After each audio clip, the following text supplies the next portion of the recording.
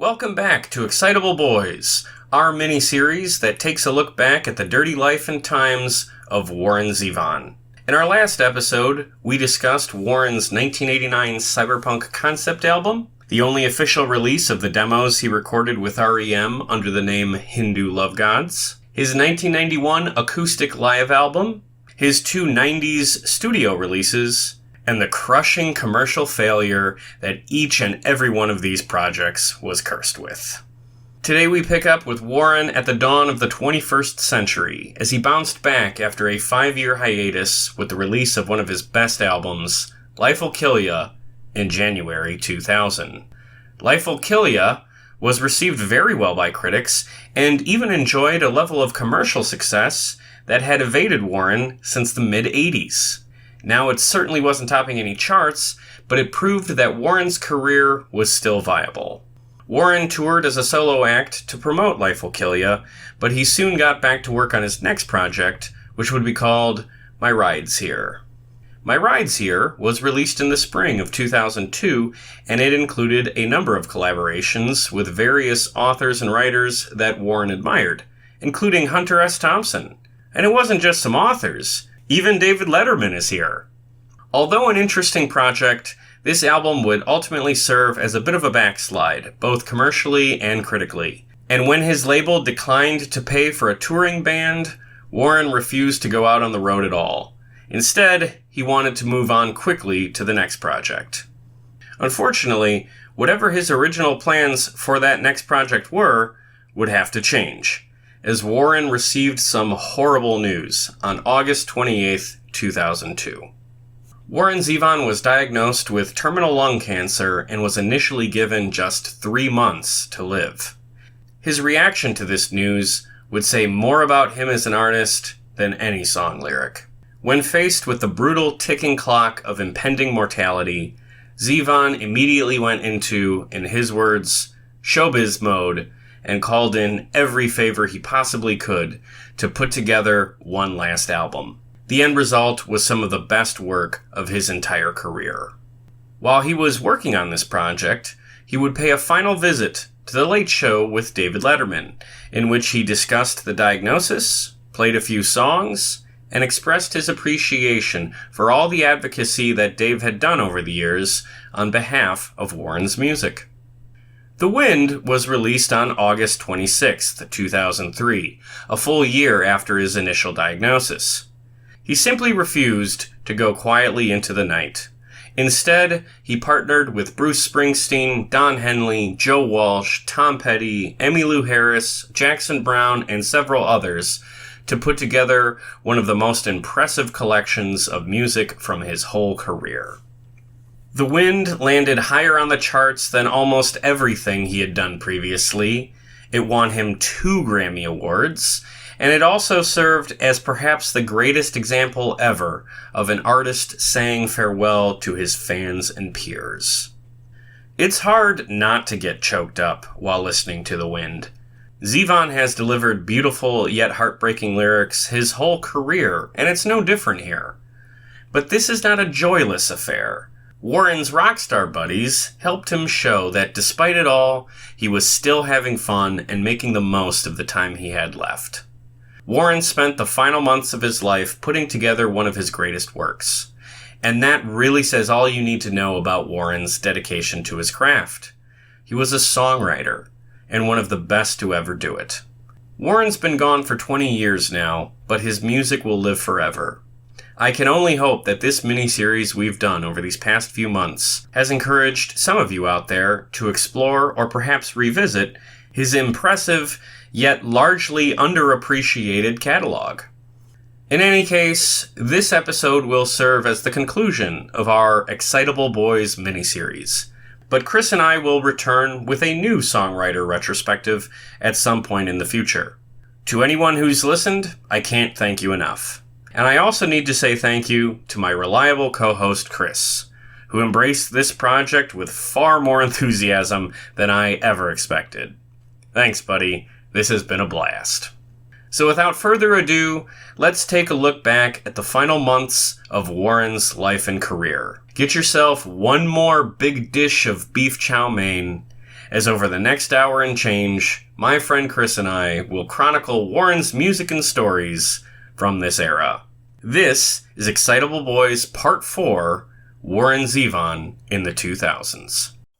The last time we recorded a pod, we pleasantly reported some news about Warren Zevon being nominated for the Rock and Roll Hall of Fame, and we mentioned how he was doing in the fan vote, and at the time, that was awfully promising. Well, since then, the Rock and Roll Hall of Fame reminded us who they are, and they snubbed Warren, as well as Cyndi Lauper and Iron Maiden, who are also doing pretty well in the fan vote. The only person from the fan vote who got in was George Michael, and George Michael was inducted alongside Kate Bush, Sheryl Crow, Missy Elliott, Willie Nelson, Rage Against the Machine, and the Spinners. Yes. And of course, outside of Rage Against the Machine, none of them are actually rock musicians, but we won't get into that. Well, sure, but I think a lot of us who get irritated by their decisions still operate under the idea that they're celebrating what we think is rock and roll. And they've redefined it. It means something very different to them. They unveiled a new mission statement earlier this year, and I will read part of it. Part of it says, quote, "Born from the collision of rhythm and blues, country and gospel, rock and roll is a spirit that is inclusive and ever-changing. The Rock and Roll Hall of Fame celebrates the sound of youth culture and honors the artists whose music connects us all." I guess I can understand that it's more of a celebration of American popular music. I think they're kind of done with their classic rock phase. I think pretty much every classic rock artist that was going to get in is already in. Well, let's hope that that's not the case for Zevon, because goddammit, I want Zevon in. Did you not hear me say youth culture? When was Warren Zevon ever a part of youth culture? Even in his heyday, that didn't apply. I think David Letterman said it best. He said that Pete Rose has a better chance at getting in the Rock and Roll Hall of Fame than Warren does at this point. I saw that interview, and it's absolutely hilarious and probably accurate. Do you have any last parting thoughts for the Rock Hall before we move on? Yes, fuck those guys. Yeah. Couldn't have said it better myself. All right, let's pick up where we left off last time as far as where Warren's career was. We were coming off basically a commercial low point with the release of the 1995 album Mutineer. That album didn't sell really anything at all, but you and I both liked it. In fact, you were pretty over the moon about it. Just to set the stage of where Warren saw his career at this point from his perspective, a diary entry of his from December 8th, 1998 reads, quote, "My career is about as promising as a Civil War leg wound." Jesus, that's funny. Jesus, that's funny. Yeah. Who else says that? And it wasn't for anybody. That was for himself. He wrote that in a diary. That's something that's something he came up with. That's great. Yeah. So here's another diary entry. This is from just a couple of months later on April 4th, 1999. "Agent with a good idea. I can open for old opening acts of mine. Sure. Headache coming back." Yeah, there's also the thing I like about him is there's a level of self-awareness with Zevon as well that I truly appreciate. The guy looked in the mirror. Yeah. He did not take his agent up on this, so, he held on to his dignity there. Yeah. So, you were extremely high on the album Mutineer that we talked about in the last episode. But since we put that episode out, and we've been listening to Warren's most recent music, your enthusiasm for a different album overshined even Mutineer, and that was Life'll Kill Ya, which was released in 2000. Now, I know you have been chomping at the bit to tell me about how great this album is, but let's set this up here first a little bit. Firstly, he had been off for a couple of years between these records, and that was kind of good because that gave him some time to work on the songs he had, really refine them down to what he wanted them to be, and also gave like the music industry a chance to miss him a little bit. So he signed a new record deal with Artemis Records, and unlike the last couple of CDs he put out, he actually recorded Life'll Kill Ya in a studio, with other musicians. It wasn't the star-studded affairs that his early records were, but it was actually professionally done in a studio, which I think was for the better, because I don't know if I like Life'll Kill Ya as much as you do, but I definitely prefer it over the last couple of records. So what's your initial thought on the album Life'll Kill Ya? I don't know that there's a bad song on the entire album. Yeah, among the tracks there that I really liked was Porcelain Monkey, For My Next Trick, I'll Need a Volunteer, Dirty Little Religion, Fistful of Rain, and his cover of Back in the High Life, which was originally recorded by Steve Winwood. That is a bizarre choice. So first of all, that's a phenomenal song. Yes. Let's rewind real quick and just say, finally he made a good song that has rain in the title. Because he's got like 3 songs that suck that have rain in the title. And finally he made a good one. Because Fistful of Rain is fucking great. Like, it's a great track. Yes, I like that one quite a bit. So what are some of the songs, besides Fistful of Rain, that really stand out to you? I Was in the House When the House Burned Down. I mean... Oh, yeah. That one's one of those classic Zevon titles. He's very good. He's like Bob Dylan and John Prine in the sense that the man can title a fucking song. Sure. I mean, My Shit's Fucked Up is probably... Yes! It's become my anthem. Yeah. Is My Shit's Fucked Up Zevon's quintessential song title? Sort of in the same way that, only Bob Dylan could have a song called Things Have Changed or Everything is Broken, and it's not like pathetic. It's a serious statement. Yeah, I think so. When you listen to the song, it's just so accurate. It feels so real. Yeah. My Shit's Fucked Up.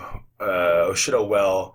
You what is it? You wake up every day and you wanna die and you start to cry, but you just can't quit.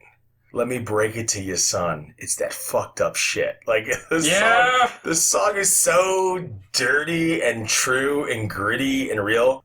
The title matches the lyrics with that one. And yeah, it's very much like a songwriter's anthem. It's not built like a sing-along anthem, but it is one that someone who's going through a hard time, they hear that song, and it's just like, holy shit, this guy gets it. This guy knows what's going on. It's cathartic as fuck. It's cathartic as fuck. Like, you listen to it, there's no... I can't think of another song that's more cathartic in that way, honestly. What did you think of his cover of Back in the High Life?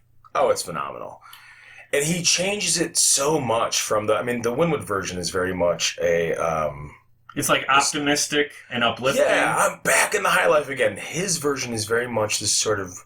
It's not sad in the sense of being, like, pessimistic. Right.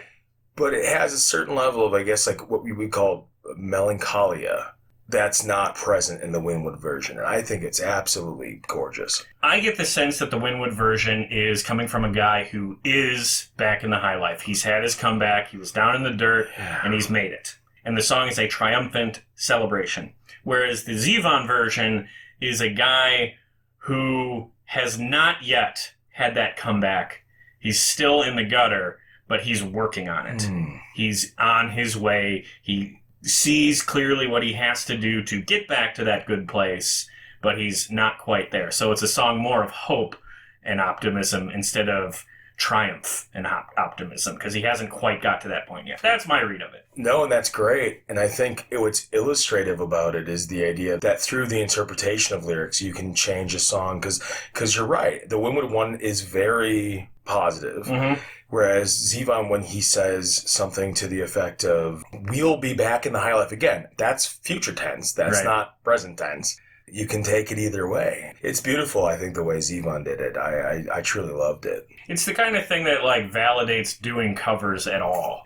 Because I don't think a cover is worthwhile unless you're recontextualize it, doing something new with it. If it's just a nice performance of a song that's already been recorded in a nice way, then you're just borrowing a song. And that usually doesn't do a lot for me. Yeah. That's why I wasn't crazy about the Terry Clark version of Poor, Poor, Pitiful Me, yeah. Because I had heard that version from Linda Ronstadt. And she did recontextualize it. Ronstadt did a wonderful version of it. Absolutely. Yeah, you're right.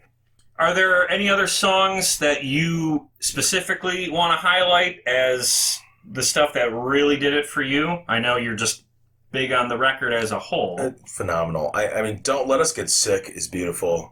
There's a premonition in that song. I think intuitively somehow he knew something was going on. Yeah. How could he have not? How could he be making a song like this? Unless that's just his entire, I guess maybe that's just his entire, like, world outlook. And so maybe. Yeah. But, no, I mean, that's a beautiful song. You know, it's Don't Let Us Get Sick. Don't let us get old. Don't let us get stupid. All right. Blows my mind. There's something about that lyric that really, truly affects me. But I will say Ourselves to Know is absolutely the best American popular music song about the Crusades I've ever heard. Yeah, I remember listening to that and I was just like, wait a second, yeah. I remember this from 7th grade history. What are we doing? Yeah, we left Constantinople in 1099. Yeah, like I remember that date from a test I took in 2003 or something. That's funny. Well, you know, the nice thing about this one that is in stark difference to Mutineer is that this album actually enjoyed a little success. People bought this CD, as opposed to Mutineer, which I believe was shipped directly to the used CD pile. What's the quote about Mutineer? I made it as a love letter to my fans, none of whom bought it. Right, yeah. Something like that, yeah. Yes. This actually landed low on the Billboard charts, but the fact that it got on the charts at all was something he had not had since Sentimental Hygiene, which is like 87. Oof. So quite the dry spell for him there. Let's just wrap it up, I think, with this. I will say this. None of his shit actually really fucking sold. Yeah. I mean, Life Will Kill It was not like the big hit of the... I mean, this is... Come on. This is a 50-something-year-old washed-up rocker, In 2000. In 2000. Yeah, it sold well for him, which is always the ever-present asterisk. We're going to take a quick break, so just sit tight, and we'll be back with more of the story of Warren Zevon. So, it didn't sell well enough for his new label to send him out on the road with a full band behind him. He, in an effort to keep his label happy, went out on the road as a solo artist, like he did throughout the 90s, and supported the album in that way. And once he got off the road, he got right back to work with a follow-up, which was called My Rides Here. And that was released in May 2002. Now, the interesting thing about this CD is that it's kind of a return to what he was doing in the 90s in the sense that he didn't record it in the studio. He recorded it at his home studio, and that was his decision, which I gotta say, I found that to be a little interesting. I don't think it's as strong of a CD as Life Will Kill You. There's a couple of tracks here that I like, but this one is closer to sort of the stuff he was doing in the early 90s that I'm kind of so-so on. This is my least favorite of his albums, probably. Oh, interesting. Okay. I don't hate it, but it's easily my least favorite of his albums. Would you describe it as a firm meh record? I don't know, it's meh. I could listen to it. Yeah. The mere fact that Hunter S. Thompson is on it is phenomenal for me. I love Hunter S. Thompson. I think Genius is a beautiful song. I love Genius. And I will say the Hunter S. Thompson track is actually quite good. You're a whole different person when you're scared is just a great phrase. Definitely a Hunter S. Thompson phrase. I think that's not Zevon. That's Thompson doing that one. I was just going to say who came up with that title. It's Hunter S. Thompson for sure. Yeah, because he had the whole thing with that, and even in the lyrics, the Kingdom of Fear, that was Hunter S. Thompson's one of his last books. I think it's the last one I bought. I mean, that was his whole thing. This idea that we're governed by fear, and it's a very interesting album in some ways. I think David Letterman correctly acknowledged the fact that he absolutely ruined Hit Somebody. Hit Somebody. The hockey song. It's a good song. It really is lyrically a good song. It's fun. Yeah. But for some reason, Letterman going, hit somebody is so dumb. It just sounds so dumb. It takes me out of it so badly. I tend to agree. My frustration with it is I see the idea there, and I think it could have worked. But it's the same track of Letterman saying hit somebody again and again and again, and it's just the slightly wrong inflection. If he changed his inflection a little bit, and if he didn't just say hit somebody every single time, like if on the third time he shouted it, he would have said, come on, hit somebody, gave it a little variation, made it sound like he was actually in the stands at a game shouting at the players. I think that might have worked. But as it played out, as it is on the record, no, I don't think it's very good. I give him credit for acknowledging that on the record that he ruined that song. Oh, yeah. Well, Letterman. I like that. Letterman's very clear-headed about his place in the world. I don't even think he would have done it if not for the fact that he loves Warren Zevon more than he loves anyone else on Earth. Well, we'll get to that, right? Yeah, we're going to talk about that in just a few That is minutes a weird thing, though. He does seem to have a preternatural love for that man, doesn't he? And I will say, because of that, fandom, appreciation, the relationship between those guys. I don't really like the song, but I like that Letterman is on a Zevon song because I know how much those guys admire each other, and I know that Letterman's not a musical artist, so he wouldn't really be on a CD. But to express that friendship, that partnership, they did the song together. And look, yeah, it's not the worst song in the world. It's just stupid. But look, it's just these two guys having a little fun. I don't think the song is actually stupid. I actually like the entire song. I just hate Letterman going, hit somebody. Yes. What do you think of the opening track, Sacrificial Lambs? It's fine. To me, it sounded like a hair metal song. Oh, I kind of get that. It sounded like I kind of hear the that. CD starts, and I perk up, and I'm like, whoa, did Zevon have a hard rock phase? I mean, there's nothing here I really love. What about the, I don't know if it's right to say, but the Irish folk-style songs on McGillicuddy's Reeks, and even Lord Byron's Luggage? Yeah, I did not enjoy them. Because we've seen that style of songwriting in not just Dylan's discography, but Springsteen had the record in 2012 where a bunch of songs very much have that Irish folk sing-along style. I will say this. Springsteen, when he does it, and I love Springsteen, you know this. Yep. We both do. We sure do. When he does it, it seems forced. I will say this for Zevon, is that I think his entire discography has that feel, even when it doesn't have the actual trappings or affectations of sort of the Irish musical style.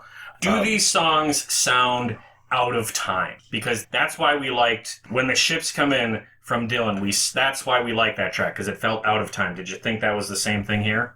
I think literally everything Zevon has produced has that quality. Yes, Leave My Monkey Alone is a timeless... Except for, you know what? First of all, you put that on your damn top 5 or whatever of that decade. That's your problem. Song, okay. You are gonna blow a stack when we get to my top 5. Oh, fuck you. Scrap that one. That one. But I mean, the majority of his stuff, I would say, the better than 90% of what he's produced has that quality. Absolutely. Well, unfortunately, my rides here was not the hit in quotes, that Life Will Kill You was. Yeah, that's the biggest laugh of the podcast right there. Yeah, hit. That really big hit. What was it? The summer of 2002, so who would that Number 94 on the charts. Yeah, calling into TRL, kids. It's Warren Zevon. I want to hear my shit's fucked up. Oh, boy. Oh, shit. The sales for this record dipped, and the critical reception was mixed. I didn't mention this, but critical reception to Life Will Kill You was along the lines of what your feelings about it were. They loved it. The critical reaction to this CD, less so. And unfortunately, because of kind of the backslide in sales, when Zevon went to his label to ask them to give him a band to tour behind the record, they said no. And he got very frustrated because he said, hey, last time I went out on the road as a solo artist to save you guys money, now I have a project that I feel should be backed up by a band. Come on, a little give and take here. And they just denied him. So he just refused to tour outright, which of course meant sales would continue to stay low. Good on him, though. Sticking by his guns, absolutely. Fuck the label. Always. The man, fuck the man. Yeah. Come on. Well, in the summer of 2002, they did convince him to play a couple of festival dates. In Canada, they found him some folk fests. So his final concert that was open to the public, at least, was at the Edmonton Folk Festival, which was in the summer of 2002, and sadly, just a couple of months later, he would get some news that would change his life. Ultimately, he was frustrated with the end result with My Rides Here. I think he was happy with the music, but he saw the project as a whole basically as a flop, and he wanted to get to work right away on the next album, but I think at that point in time, he didn't realize just how motivated he would have to be, because on August 28th, 2002, he was diagnosed with pleural mesothelioma. Was there any indication of how he that's a very specific kind of lung cancer that's only really related to exposure to asbestos? Correct. Like, how did he get that? His son, Jordan, suggested that it probably came about because of his childhood. Like being in like a housing project or something like that? Okay. Well, now what did not help is that Zevon had a well-known phobia of doctors. And even though he had felt symptoms of this cancer for like several months, he did not go to see one until basically his friends and family were begging him to go to get checked out. And he went to a doctor who he knew personally. And he said the only upside of that day is that he got the bad news, and then he got the rest of the bad news that it wasn't treatable and that he only had 3 months to live, all in the same day. So there wasn't any waiting for test results. He just got it all dumped on him on that day, August 28th, 2002. He put out a statement to the public announcing his diagnosis, and it included him saying, quote, "I'm okay with it, but it'll be a drag if I don't make it till the next James Bond movie comes out." So here we have the praxis of two of our favorite things. Yes. Which is classic rock and fucking James Bond. Like, yes. we did it, yes. He loved Bond. He sure did. And what's cool about him saying that is that the Bond producers picked up on that quote and gave him an advanced screening of the newest Bond film at the time, which was Die Another Day. Yeah. That had only ever been done before, back in the 60s, when President John F. Kennedy requested an advanced screening of From Russia with Love. First of all, JFK got the much better of a Bond movie. Because Die Another Day is a piece of shit. Yeah, you got to see the one with the invisible car. And Halle Berry. Yeah, the Aston Martin Vanquisher. Shit, that thing. God, that was such a horrendous movie.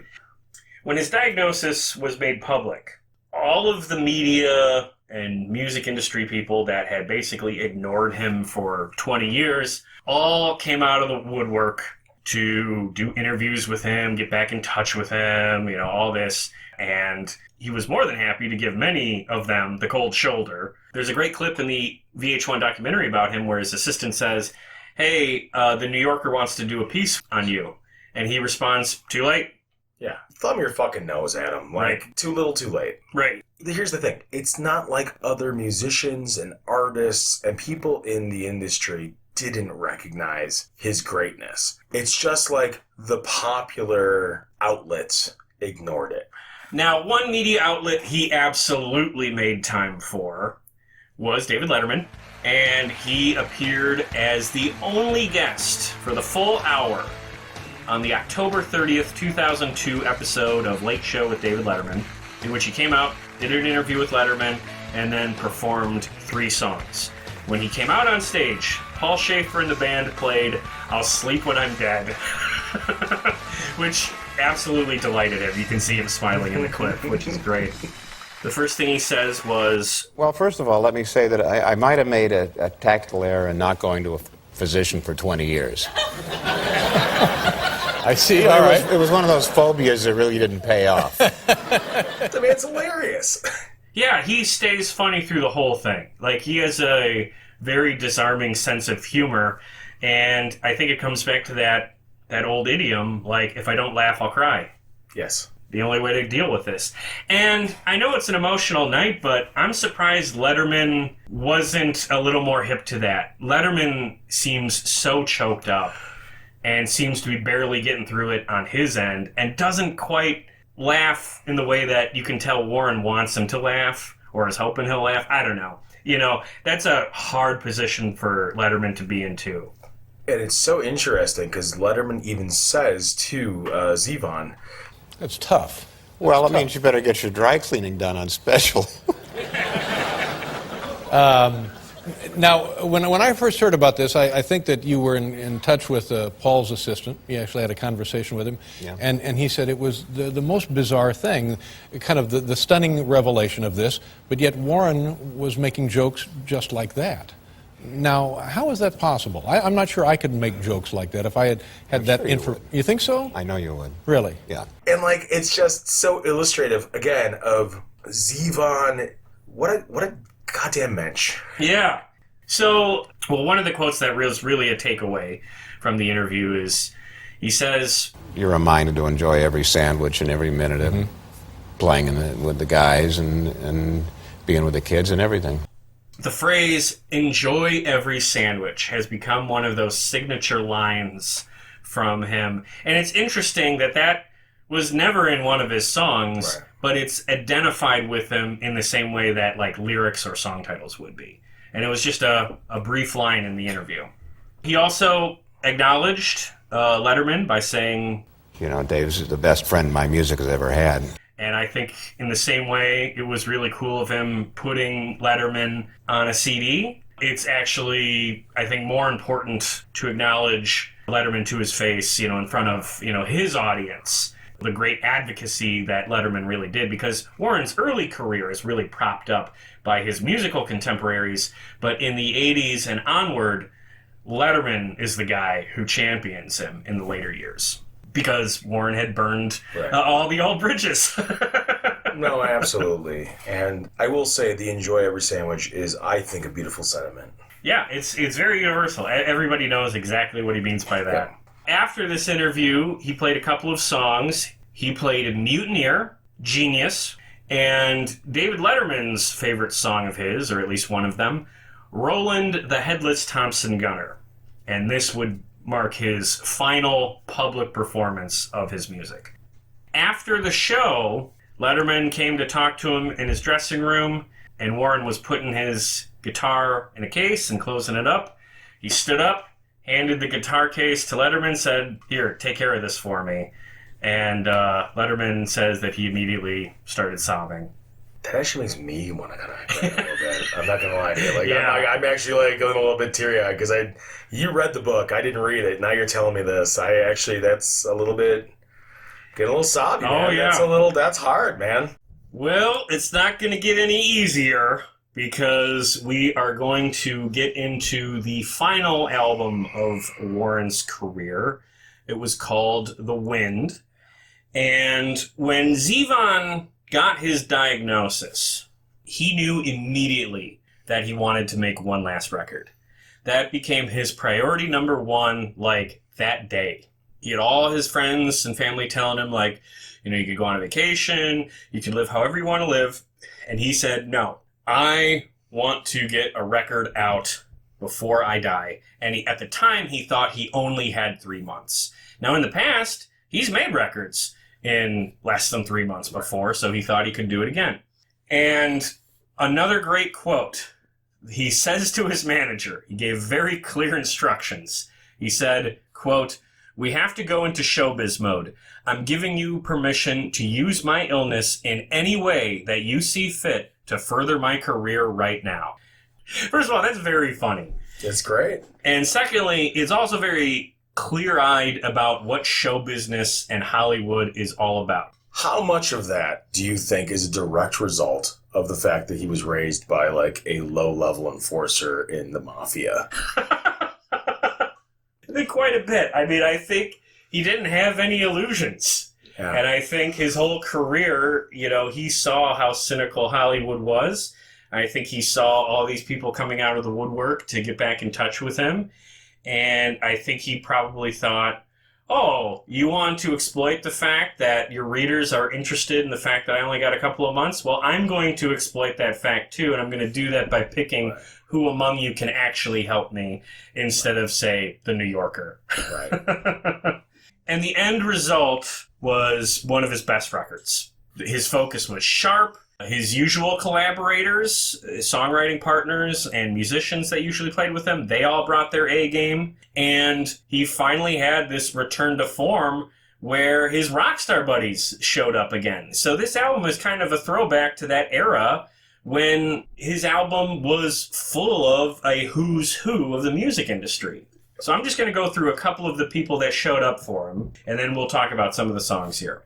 Most famously, he had a duet with Bruce Springsteen on a song called Disorder in the House. Springsteen also played a guitar solo on that track, and the guitar solo blew up the amp once he was done playing. Like, Springsteen came in, played guitar so fucking hard, it blew out the amp. And it was done. They used that take. So that amp's final hours were to service a Bruce Springsteen guitar solo, which is the solo you hear on that track. How awesome is that? I mean, for the record, if you're an amp, that's the way you want to go out. That is absolutely the way you want to go. That's a dream. Okay, we'll come back to a couple of these here. Very on the nose, but not in a way that I think would make you roll your eyes. He covered Bob Dylan's Knockin' on Heaven's Door, which is one of those songs where you might think, God, is this a little too obvious? But then you listen to the track, and it's just like, that doesn't matter.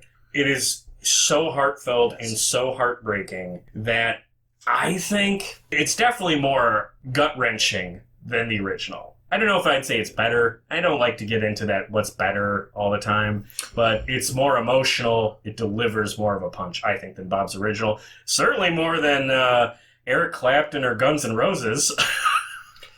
No, it's well, yes. No, it's very similar to what we talked about with Back in the High Life. It's not better or worse, but it was a very different interpretation than the original. A more literal interpretation. Well, yeah, because the guy's looking at death in like a month. Right. You know? Well, Dylan is writing basically for a cowboy movie. He's soundtracking a death. So it's a fictional death. Warren is taking that and being like, no, this is a real one. That guy. Yes. Yeah. Makes it a lot heavier. Like, I listened to this and I just about teared up when I was listening to it. And this is 20 years old. It still lands very powerfully. So I'd say an inspired choice to include on the record. Bob does not show up to play on it, but Bob did hear about Warren's diagnosis and started playing Mutineer, along with actually a couple of other Zevon tracks in concert during his tour. Zevon did get a chance to see Bob play. They talked backstage, which I think was very emotional for Zevon. And as he was at that show, Bob played Mutineer and Lawyers, Guns, and Money and then something else. So that, I think, put Warren over the moon that his hero was paying tribute to him. We know that Zevon had great respect for Bob Dylan. I believe Extremely. I believe his quote was something to the effect of, "He basically created my job." Correct. Yes, that is his quote about Bob. Yeah. But it was a mutual respect because, like we said in our first episode, when Dylan rattled off a list of songwriters that were his favorites, Zevon was among those names. Okay, a couple of other heavy hitters on this record. Don Henley and Timothy B. Schmidt from the Eagles do backing vocals on the track She's Too Good For Me.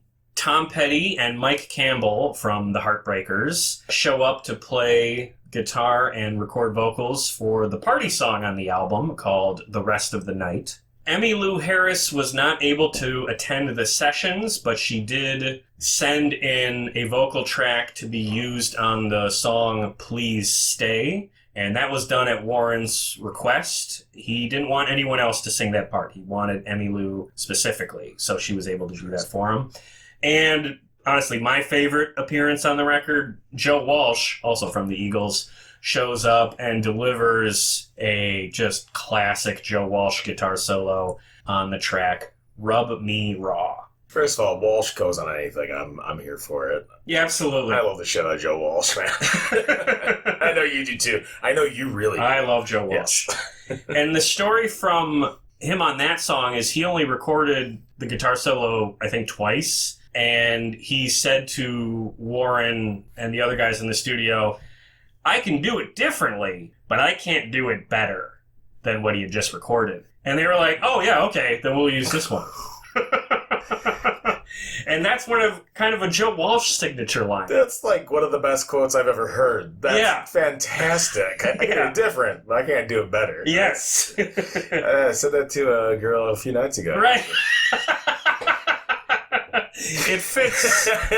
It fits in many scenarios. Oh, very many scenarios. Yeah. Okay.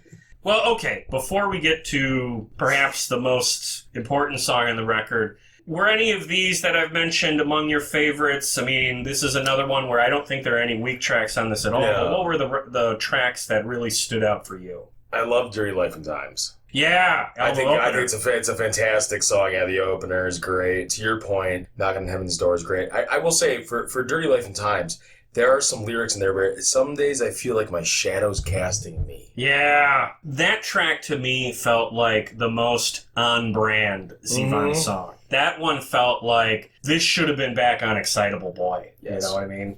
No, definitely. I agree with you 100%. It's got that vibe. You know, gets a little lonely, folks. You know what I mean? I'm looking for one with low self-esteem.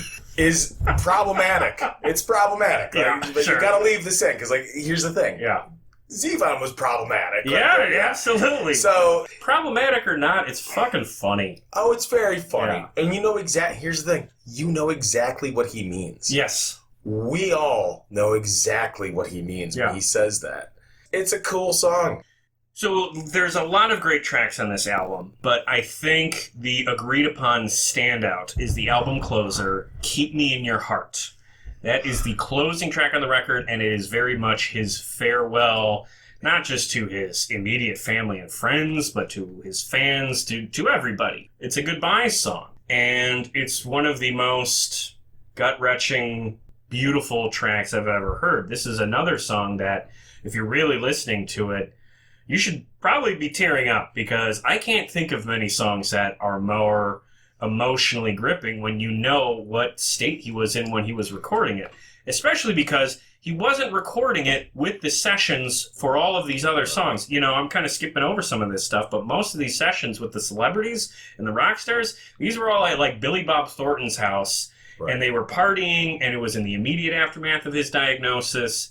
He recorded Keep Me in Your Heart after all of that, after the Christmas holiday, in early 2003.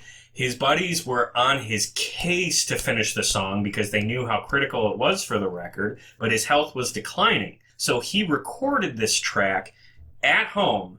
His engineer came into the house, hung a mic from the rafters, basically, so he could sit comfortably in a couch, because that was the only way he was going to get that vocal out.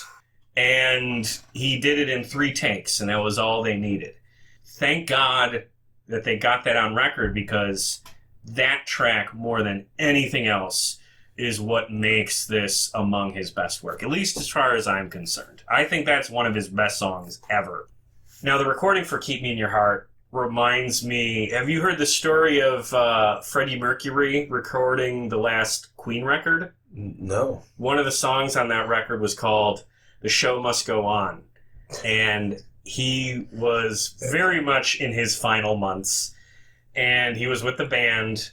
And Brian May was saying to him, I don't know, I don't think you're going to be able to do this. This requires a really strong vocal, and, you know, you're in rough shape. Something to that effect. Yeah.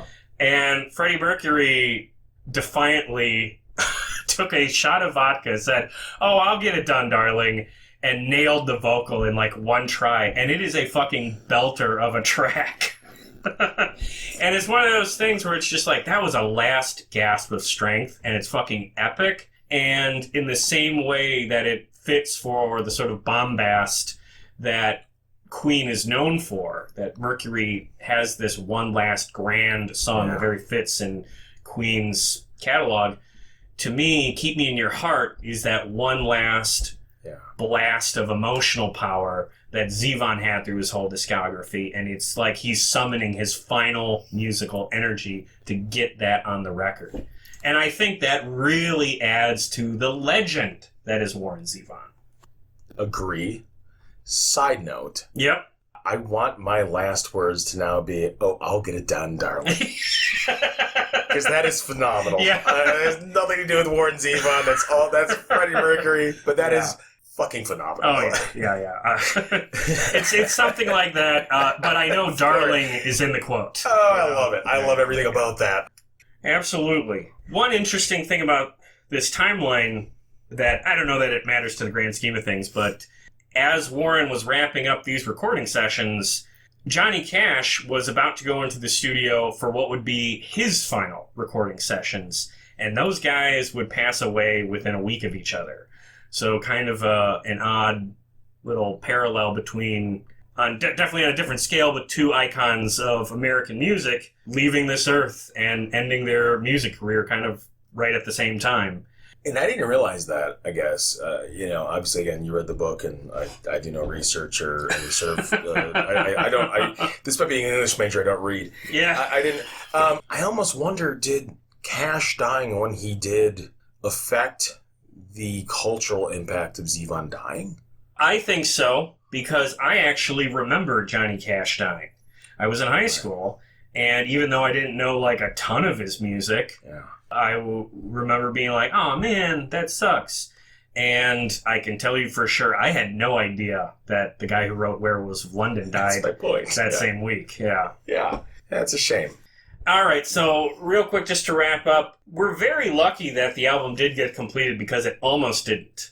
Because one of the things that's an uncomfortable truth about Warren's last months is that he fell off the wagon. Or should I say, he jumped off the wagon. He had been sober since the mid-'80s and was perfect about it. Yeah. But once he got this diagnosis, and he also started dealing with some pretty serious pain, he just was like, fuck it, I'm going to drink. I'm going to enjoy myself. I'm going to party. Honestly, one thing that kind of looks shitty in hindsight is a lot of his rock star buddies and friends who he met later in life and didn't know like the old Warren definitely seemed to kind of encourage that because they wanted to be able to say they partied with the crazy Warren at least once before he went.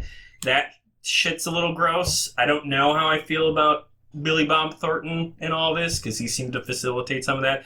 But in any case, this is a really hard thing to be a judge on. So I'm not going to make any statements of judgment. But the fact is he did get off the wagon. He did start drinking again. And he didn't drink in moderation. He went hard. And it was old Warren again for a couple of months to the point that he risked not finishing the album because he didn't start drinking after the album was done. He started drinking during the sessions. And he got really depressed over the holidays because he realized that this was going to be his last Christmas, his last New Year, and that hit him really hard. And that put the record on hiatus for a couple of weeks as his family helped him kind of get out of that. He did stabilize in early 2003. That's when they recorded Keep Me in Your Heart. And once the album was complete, he then did stay sober until the very end. That's nice. I mean, the only thing I'll say, and just to add to this, is if there's a better time to drink really heavily than when you've been diagnosed with, like, 3 months to live. Yeah. I mean, I can't, but I see your point where it's, are you enabling? Are you, on some level, it's like, at some point you only have so much goddamn time. Yeah. Oh, it's a horrible position to be in if you're not that guy because you don't want to be in a position of judgment. I don't know what I would do. Right. So we're not going to talk about, if he was right or in the wrong. He should have been able to do whatever he wanted to do. And thankfully, he did not actually jeopardize the album. They were able to get it done. As I said before, in his very final months, he did stay sober, at one point telling his girlfriend, "I fought too hard not to go to God sober."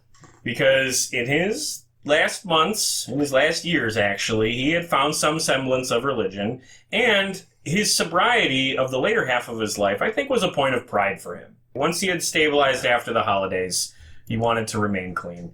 Because after that, his motivation for staying alive was he wanted to see the birth of his grandchildren. The Wind was released in August 2003, which was a year after he had received his initial diagnosis. So he had outlived his initial diagnosis. In the same week, the album was released. VH1 aired a documentary called Warren Zevon, Inside Out, which we have both watched. I would highly recommend anybody listening go check that out. You can see it on YouTube. And it's interesting because VH1 is another one of those media entities who had previously done him dirty. Just a couple of years before this, his management went to VH1 to inquire about having them do a Behind the Music episode about him, and they said no. And they kind of laughed his management right out of the office. So very interesting how things change a little bit, and then they come crawling back. You just have to die, apparently. That's the... That was kind of the lesson of the whole thing. The quote he has, he said he wanted to die before the Grammys so he would get a Grammy nomination. And he did! Yeah, what a sense of humor. He said the quote, and I'm going to paraphrase because I don't have it in front of me, but he said something to the effect of, "It's a hell of a living. You have to die just to let them know you're alive." Jesus, that's... God, that might be accurate for more things than just the goddamn Grammys, Sure. Unfortunately. Well, it was particularly accurate for the Grammys because he got 5 Grammy nominations and 2 wins. One for Best Vocal from a Duo Group for Disorder in the House with Springsteen, and Best Contemporary Folk Album. So, nice. At long last, finally some acknowledgement from the Grammys. Also, the album was a hit, and I mean a hit, a proper hit. Oh. It was his highest charting album of his whole career, except for Excitable Boy. So that chart success that had evaded him for so much of his career, he finally got to see at the very end. He did live long enough to see the birth of his twin grandsons. Excellent. Along with, obviously, his final album, which was his primary goal, and of course, he was able to see that last James Bond movie. Warren Zevon passed away in his sleep on September 7th, 2003, at age 56 in his home in Los Angeles. His last words were, "Please stay," to his girlfriend, and she did, and he passed peacefully and gracefully. That's fucking heartbreaking somehow. Please stay. Yeah, he wanted he wanted her to be physically with him in the last moments. And honestly, that's the stuff that the book I'll Sleep When I'm Dead opens with. So if you read this book, it really wallops you with the most emotional shit in the first couple of pages. It's brutal. So there you go. That's the dirty life and times of Warren Zevon. He was a rare breed, man. Yeah. If I may, a quote from one of his good friends, Hunter S. Thompson. Okay. I think he's an example of a truly rare beast. Too weird to live and too rare to die. Absolutely. And he has not died in our hearts. We Yes. keep him in our hearts. For a while.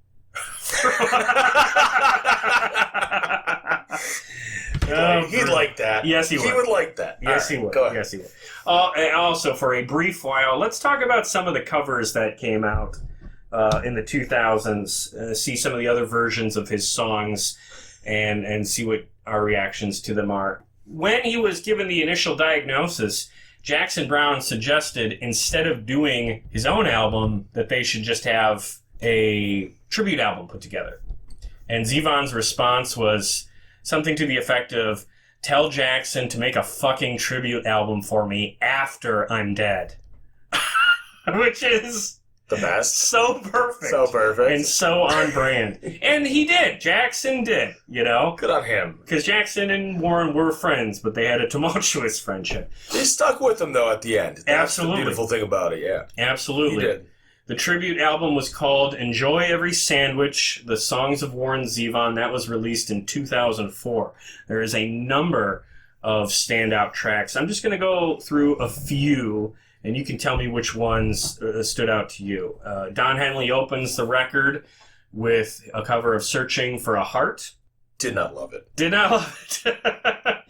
Adam Sandler, out of nowhere, does a version of Werewolves of London. It's surprisingly perfect. Yeah. I don't love Adam Sandler, but I guess he's got that right level of, like, that kind of comedic, like, it made sense. It made total sense. I actually really like his cover. Sure. A little later on in the album, Steve Earle did a version of Reconsider Me. That is very much still alive Steve Earle, not to be confused with what you thought Steve Earle's status was a few episodes ago. Don't talk about dead Steve Earle with me, buddy. Oh boy. That's a good cover. It's a really good cover. It sure is. That actually is on the Californication soundtrack. Yeah, and that was a show that was very much inspired by Zevon, right? Not only inspired by, I mean, like, uses his music heavily, both covers and also original cuts from him. It's, I think David Duchovny said something to the effect of, like, he was the patron saint of our show. And that's awesome to hear, because that's that media celebration of Zevon that he really didn't get. Yeah. Outside of, that one scene in The Color of Money, like, he didn't get to see his stuff used on screen all that much. Exactly. A couple of other tracks here. Jackson Browne and Bonnie Raitt cover Poor, Poor, Pitiful Me together. I love that. That's a great version. It's a really good cover. They included a live version of Bruce Springsteen playing My Rides Here. He recorded that very shortly after Zevon died, and covering famous songs by iconic artists shortly after they die is actually something Springsteen's made a little bit of a tradition out of when he's on tour. Jacob Dylan and the Wallflowers did a version of Lawyers, Guns, and Money, and in the lyrics, instead of singing Dad, Get Me Out of This, Jacob, perhaps more appropriately, sings Warren, Get Me Out of This. Yeah. I know. I noticed that, and all I could think was, like, because his dad's Bob Dylan. Right. But it's a good cover, though. It really is. It's not a bad cover. Warren's son, Jordan, sings Studebaker, which was one I don't really remember. That was never released. Oh, so it's okay. No. So it's unreleased, and I will say this, to me, and maybe you're going to disagree with this, one of the highlights of the album. That song is great. I can't believe he didn't put it on a record. Like, it's a good song. Yeah, and very cool that Jordan went through the archives to find something like that. The other one that's also was an unreleased track was Billy Bob Thornton did a song called The Wind. The Wind was originally supposed to be on the album The Wind, but Zevon decided not to use it because the lyric that references the wind he found a use for in another song. That song was Please Stay. And I'm going to quote from the liner notes on the 20th anniversary release of The Wind. Warren had another song called The Wind, but when he wrote the lyric, Will you stay with me until the end, when there's nothing left but you and me and the wind, he abandoned that song. He told us, never say in a song what you can say in a single line. Oh, shit. First of all, that's incredibly beautiful. Also, the fact now it's hitting me that his last words were, please stay. Yeah, man. That's something, man. The feels are everywhere. Oh, shit. All right. And the last one I'll highlight from this tribute album, they got a recording of Bob Dylan performing Mutineer from his tour. That's an interesting presentation of that song. Dylan definitely sings it differently than Warren did. Oh, yeah. And I liked it, but I will say, he sounded like he was winded. He sounded like he was struggling for breath. The Dylan version is not as good. I will say this. The Pixies version of Ain't That Pretty at All. I don't think you're a Pixies fan. Yes. They perfectly match the tone of that song. That's a good match band. That's what I'm trying to say. Like, that's a very good match for that. And also, I will say right now that the David Lindley and Ry Cooder cover of One of my personal favorite Zevon tracks, Monkey Wash, Donkey Rinse, was pretty A+ as well.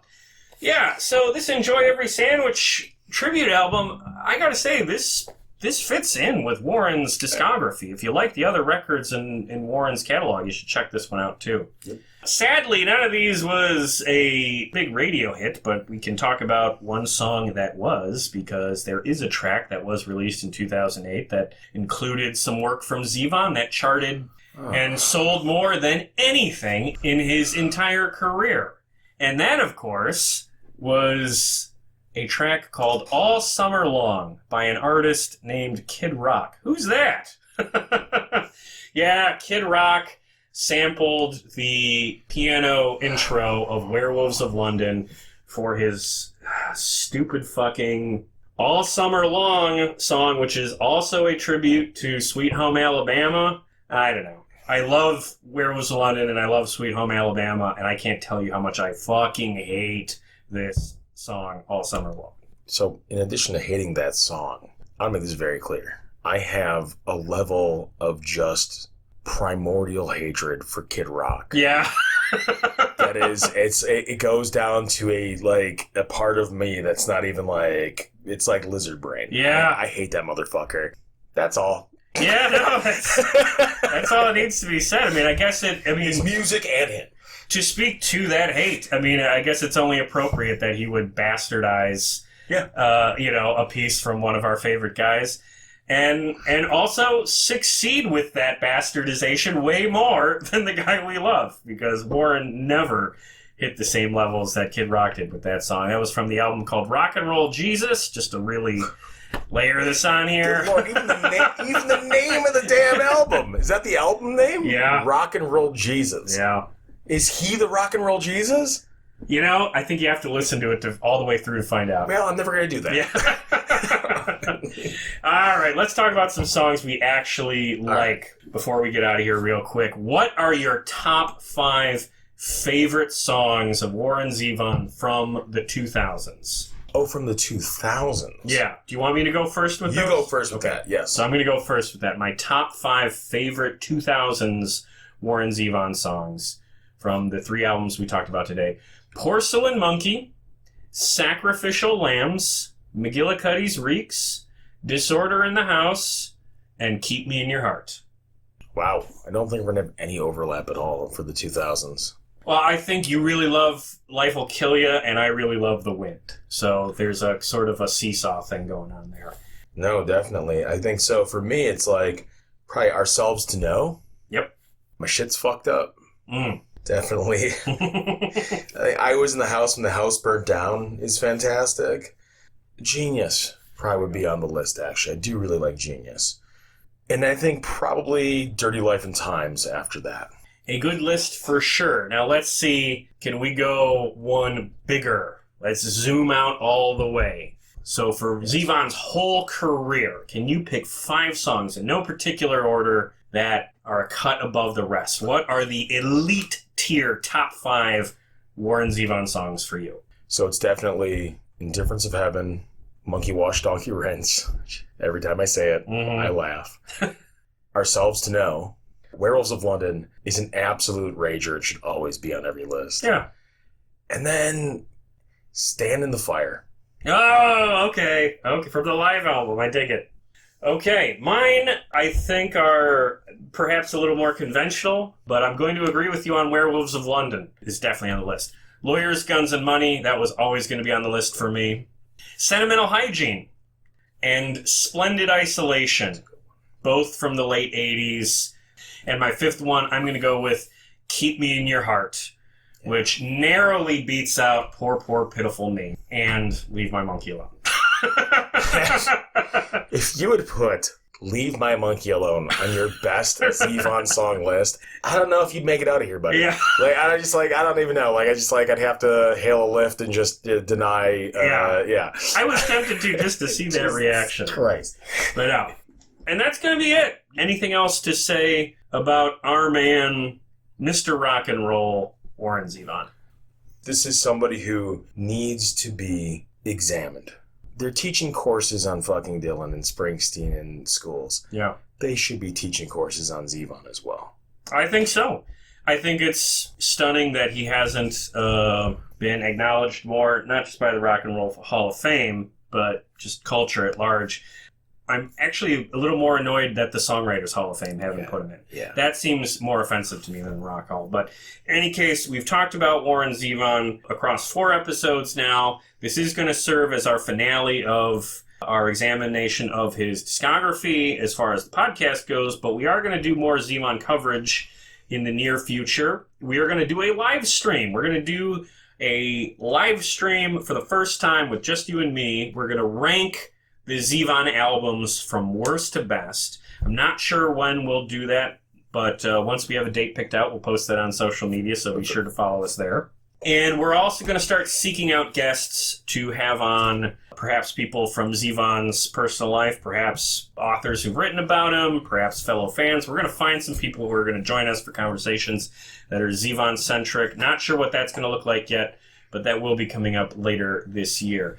And, of course, now that we are coming to the end of this songwriter series, we're going to do another one. You can bet your ass we're going to do another one. Not sure who that's going to be yet. It will not be Gordon Lightfoot. We floated the idea of doing Gordon Lightfoot. I do not want to do Gordon Lightfoot. Well, there's so many possibilities. We talked about Bruce Springsteen. My dark horse is Jimmy Buffett. Who knows? Listeners, if it's Gordon Lightfoot, it is done under duress, and I need you to find me and help me, okay? Please post comments about who you'd like to hear us talk about next time. But down the line, we're definitely going to do another songwriter series. Okay, otherwise, the next episode for this podcast, for me, is going to be a solo episode. I'm going to do a deep dive on the discography and career of the Southern rock band Molly Hatchet. So that's going to be exciting. That's coming up. I also have a couple more interviews and collaborations in the pipeline. Haven't nailed all the details down just yet, so I can't announce who they are. But information about that will be posted on the social media pages soon, so be sure to find us there. Also, check out my appearance on the Set Lusting Bruce podcast. I was a guest on the Bruce Springsteen fan podcast, Set Lusting Bruce, with host Jesse Jackson. He is a fellow Pantheon podcaster, so you can find that podcast as well as this one on Pantheon Podcasts. So that was a lot of fun. Otherwise, I just need to cite the 2 books I've mentioned in all of our episodes because they were such great help. The first one is I'll Sleep When I'm Dead, The Dirty Life and Times, which was put together by Warren's ex-wife, Crystal Zevon, which is an incredible piece of work. Honestly, one of the best music bios I've ever read. And another one that is absolutely no slouch is Nothing's Bad Luck, The Lives of Warren Zevon by C.M. Cushions. This one is a bit more of a traditional biography, but it is also top-notch. Chris, I can't believe it. We did it. We are here at the end of Zevon. Thank you so much for joining me over these months. I hope you had a good time. I had a wonderful time. Thank you so much, as always, buddy. All right. And we are going to play us out with the one song that showed up on both of our top 5 of all time lists. Which is the most basic fucking Zevon song, but goddamn it, it's a rager, isn't it, brother? Here we go. Ow! Ow! Werewolves of London, baby. Play us out. Hey, thanks for listening. If you enjoyed this episode, please remember the big 4 things you can do to support this show that don't cost a dime. Number 1, listen to the show. If you're hearing this, that means you did that one already. Thank you. Your time is valuable, and there is an infinite amount of content out there. So you choosing to spend some time listening to this show means a great deal to me. Number 2, if you like what we did here, please recommend the show to family, friends, or anyone you know looking for a podcast, particularly about music. Share our links in subreddits, Facebook groups, and recommendation threads. Whatever you can do is highly appreciated on my end. Number 3, find us on social media. Follow us on Twitter at PlayThatPodcast. Like us on Facebook at facebook.com/PlayThatPodcast. And subscribe to our YouTube channel at youtube.com/playthatrocknroll. Lots of great supplemental material, like photos and vlogs, on all 3 platforms. as Play That Rock and Roll is very much meant to be a content hub as well as a podcast. And finally, the big ask. Number 4, please give us a 5-star rating and a positive review on Apple Podcasts, or wherever you get your podcasts. I know this part is a hassle, but it really does help the show a great deal, because it gives me something I can point to when pitching the show to potential guests. The more social media followers and positive ratings the show has, the better chances I have for booking high-profile guests for interviews. So if you take a moment to give us even just a 5-star rating, you are actively giving us a tool to do bigger and better things here on this show. But whatever the case, I appreciate any and all efforts you take to support us here at Play That Rock and Roll. Be sure to join us next time for more great stories and music from the world of classic rock.